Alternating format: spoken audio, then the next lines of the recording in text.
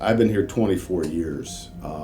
When I first came here, we had about 20% of our kids qualified for free and reduced lunch. Now we're close to 75% of our kids.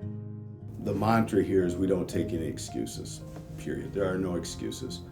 Our kids need to compete in a worldwide marketplace.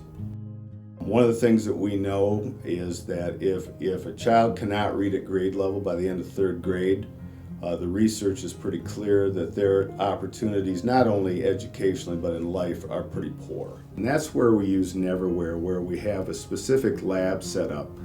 And we use a lot of research-based software. You know, they're right there where they have to reach a little bit to move, and then the software moves them slowly up through the progression of what it is they need to learn.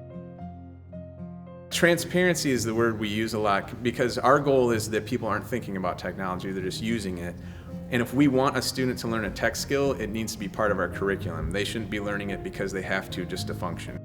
Teacher reaction was similar to ours because they kind of said, so that's it? It just works? That's great, you know? And I think, you know, they had become familiar with Chrome, but there's something different about sitting down on a PC, clicking once, and everything that you wanted to launch is there. But just the launch time alone, I think, was one of the main attractions for the teaching staff because the lab isn't wasting their time anymore. They just walk in and get started with the interventions and getting the kids right to the software that they need to be with.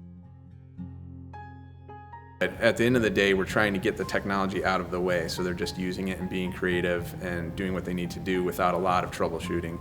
Having products like yours makes it much easier to support because we don't have as many issues. We really haven't had any issues so far with Neverware. You know, we're much more effective, and that's what we're all about here, trying to utilize time effectively. Time is money, and instructional time is very, very important to us.